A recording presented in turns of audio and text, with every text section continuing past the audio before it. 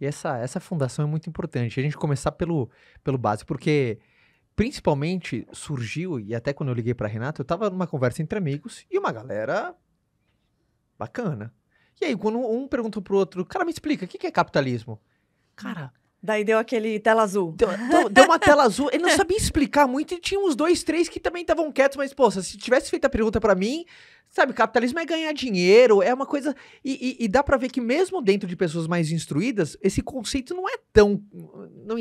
Não sei se é a minha visão mais ótica de fora, não é tão bem compreendida por todo mundo. Não é só que não é compreendido, mas o ponto é que a gente tem uma educação, e isso não é só no Brasil, não, mas uma educação que te leva a crer, mesmo sem entender o que é uma coisa ruim. É verdade. Então você fica com aquilo na cabeça. Até porque hoje em dia você pega vocês, o Bruno Perini e a Malu. É mais normal a gente falar hoje no Instagram sobre riqueza, geração de riqueza, empreendedorismo.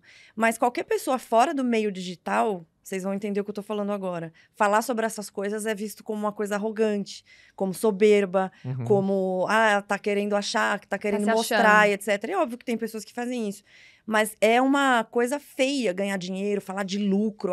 Eu peguei um produto, importei, coloquei a margem em cima e vendi. Nossa, que absurdo, você deveria ter vendido pelo preço de custo. Como se não fosse... Ganhar dinheiro é um crime. Como se ganhar dinheiro fosse um crime. Exatamente. E isso vem da educação ruim. Então, o que quer dizer capitalismo? Capitalismo, na realidade, foi um nome inventado pelos detratores do capitalismo. É um termo marxista sobre a acumulação de capital. Só que eles entendiam que a acumulação de capital era uma coisa ruim. Uma das coisas que eu faço no curso, eu faço no Instagram também, mas no curso de uma forma mais direta e com uma cronologia mais correta, é mostrar que a acumulação de capital, na realidade, é responsável pela evolução da humanidade. E como? Sem a acumulação de capital, você não tem como poupar e investir em alguma coisa. Então, quando a gente fala de, sei lá, vou fazer esse escritório aqui, e você não tem dinheiro para fazer o escritório, para poder fazer os podcasts, para poder trazer pessoas, etc. Você vai no banco ou numa instituição financeira, pega esse dinheiro e investe. E pode dar errado, né? Verdade. Você vai ter que pagar imposto, você vai ter que pagar pessoal, você vai ter que pagar toda a infraestrutura, máquinas, etc. Isso vale para fábricas, vale para qualquer negócio que você for fazer, inclusive o digital. E da onde vem esse dinheiro? É do céu? Não, é alguém que poupou. Então, alguém que poupou a mais, acumulou esse dinheiro, foi numa instituição financeira e colocou o dinheiro lá.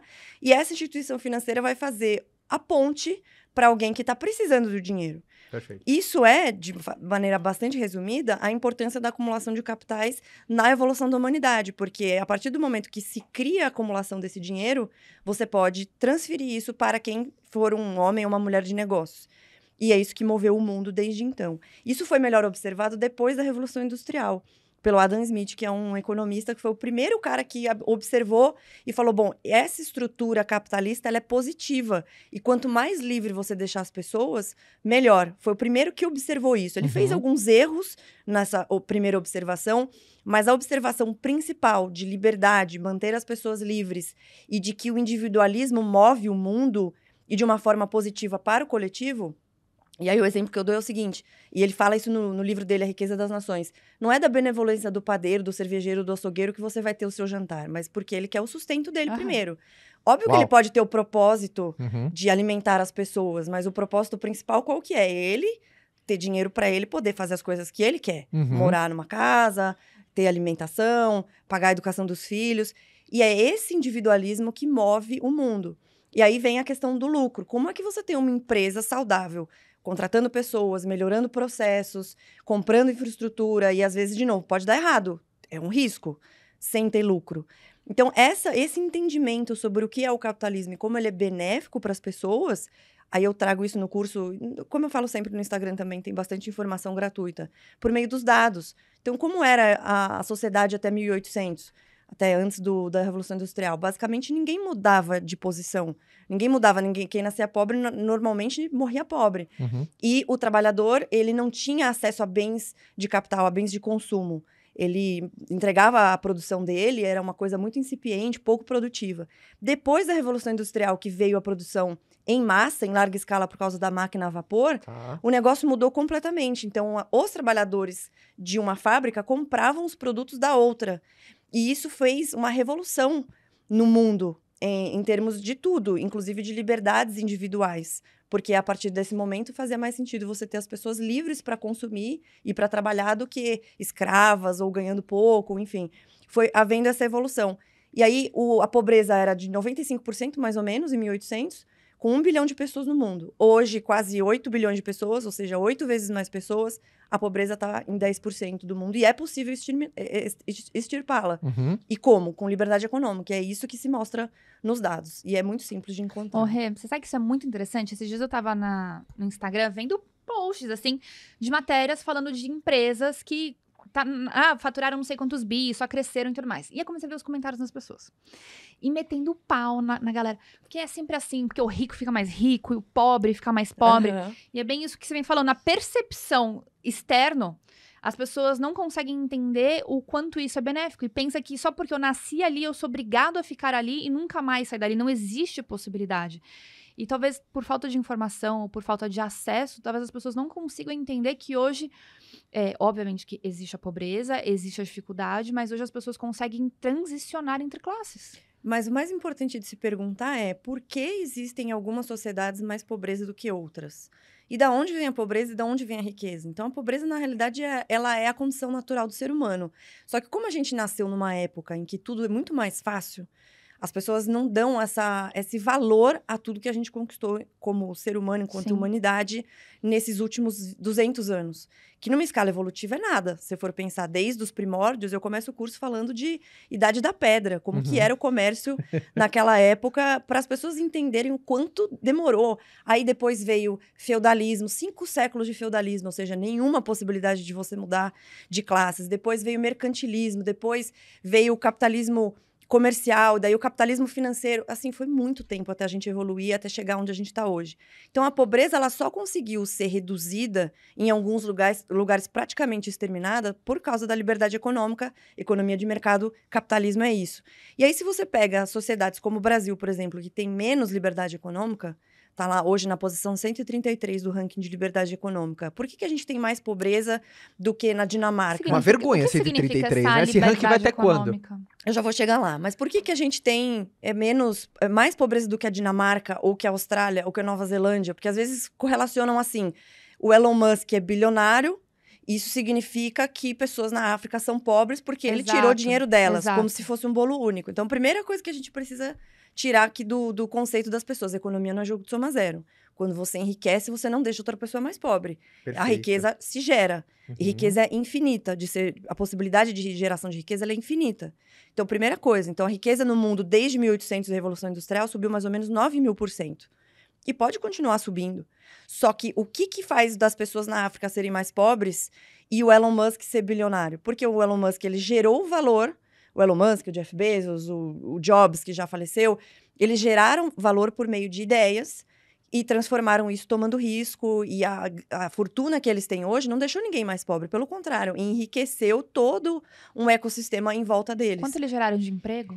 Não só de emprego, mas de riqueza. A riqueza é basicamente geração de facilidades, né? Então, quando você gera e você resolve um problema, que é isso que faz um vendedor, né? Ele resolve um problema. Total. Quando você resolve um problema, você consegue gerar riqueza e isso é muito bom para todo mundo. Quer dizer, você acha que tá melhor os países que têm mais bilionários ou menos bilionários? Os países que têm mais bilionários, por exemplo, os Estados Unidos. Ele tá melhor do que os que não têm bilionários?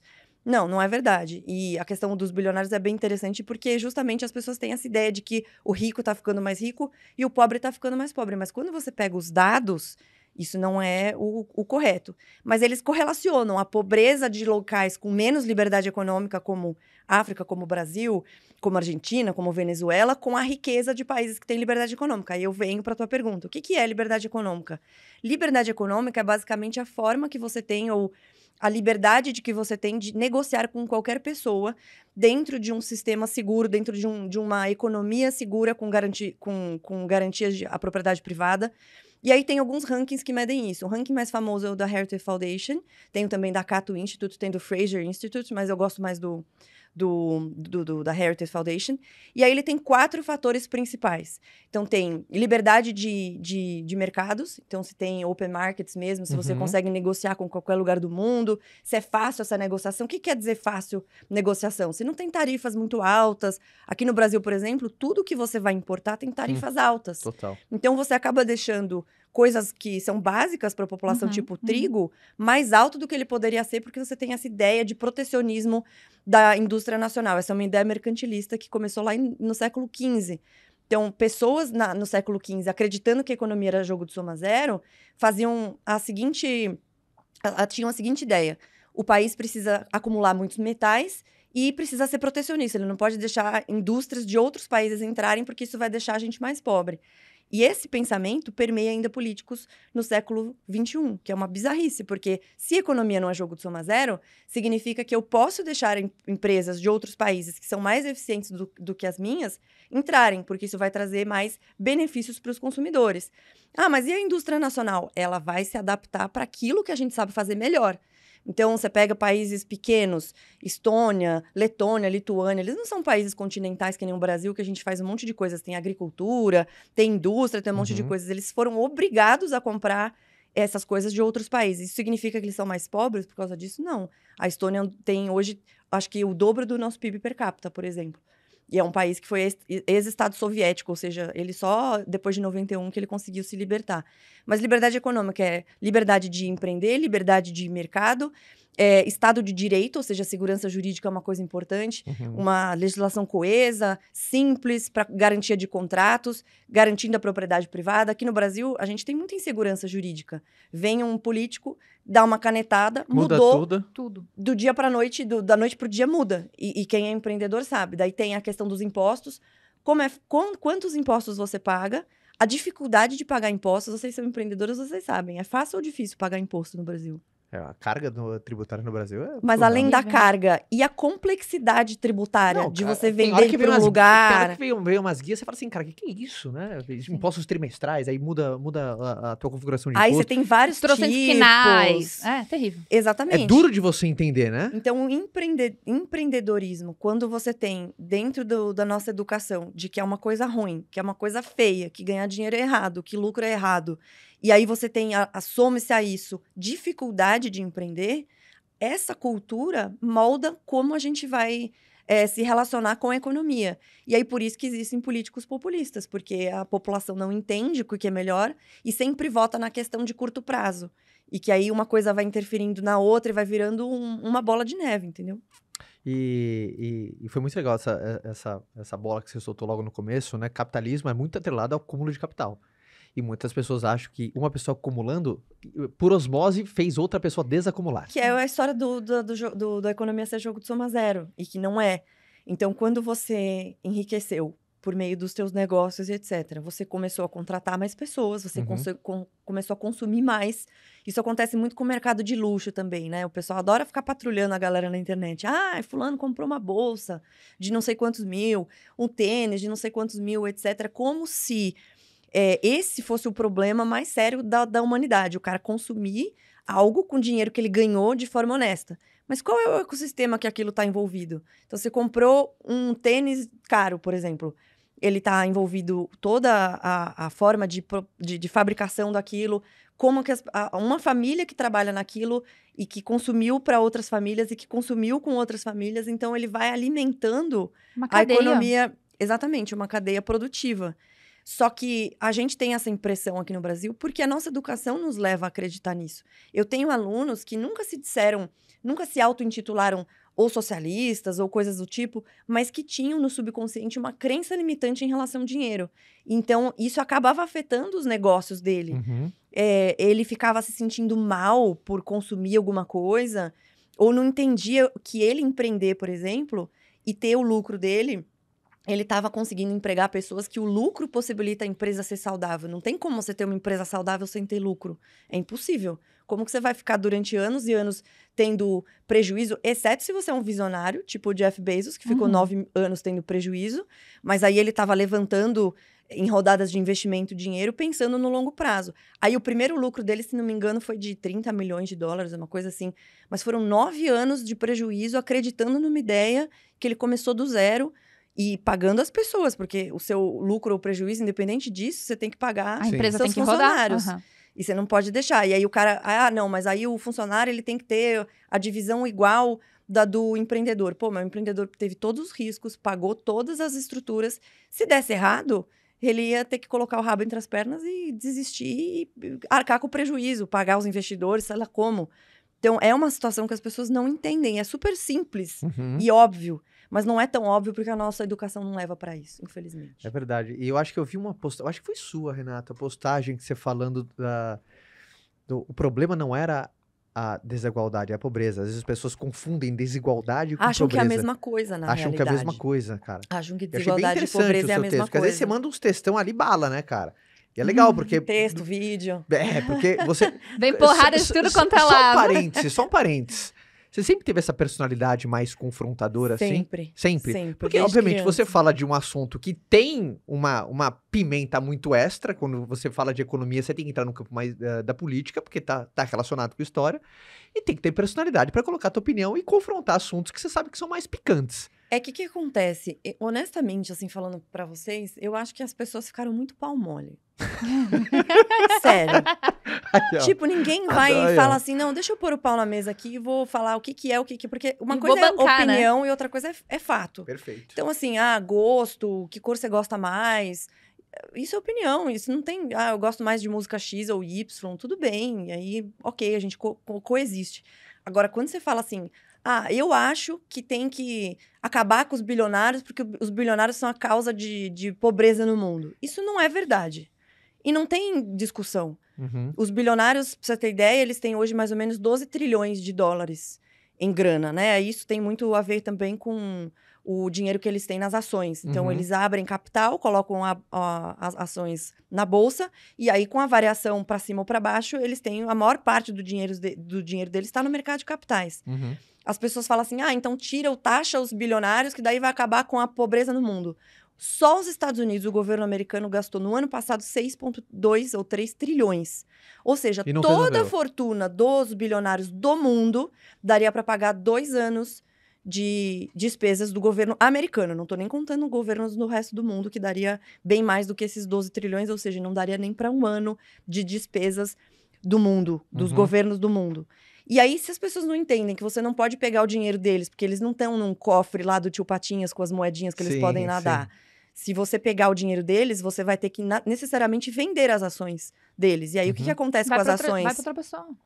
Não, as ações, pessoas quando caem. você vende tudo de uma vez, é oferta e demanda. A demanda cai. O Mas, assim, valor da dinheiro ação também vai pra cai. outra pessoa, né? Sim. Então, Não, vai mas o que eu acabar, quero o dinheiro não vai dizer, o que eu acabar. quero dizer é, se você tivesse a Sim. possibilidade de confiscar o dinheiro deles e por alguma uma mágica você não desvalorizasse as ações, você conseguiria juntar 12 trilhões. Não seria isso porque as ações iriam cair, ia ser bem menos. Mas supondo que a gente conseguisse.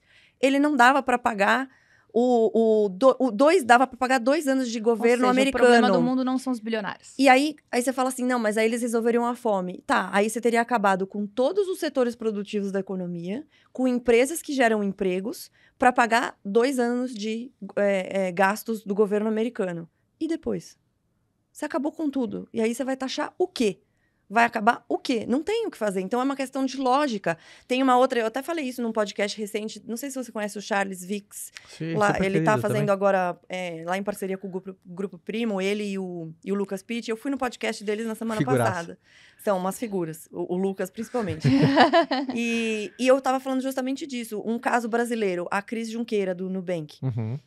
Ela, quando fez o IPO do Nubank, ela se tornou uma bilionária, né? Self-made, uma mulher que começou do nada também, não é filha de ninguém, nem nada.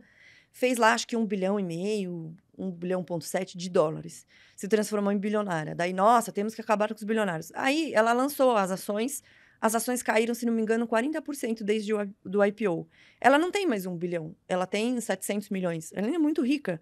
Mas 700 milhões em patrimônio, né? Ela não tá num cofre lá que ela Sim. pode nadar do tio Patinhas. Mas o ponto é, ela fica legal ou ruim, malvada ou boazinha, de acordo com as ações? Uhum. Se as ações sobem ou descem? Então, entender dessas coisas, eu tô dizendo coisas básicas, bem básicas, é fundamental. Porque daí, se a pessoa entende isso, ela para de ficar revoltada com o mundo e achando que o mundo deve alguma coisa para ela começa a pensar, peraí, eu preciso ter autorresponsabilidade e quem deve fazer as coisas por mim sou eu, não tenho que defender de Estado, de governo, de ninguém. E o cara que tá rico, não é culpa dele que eu tô pobre.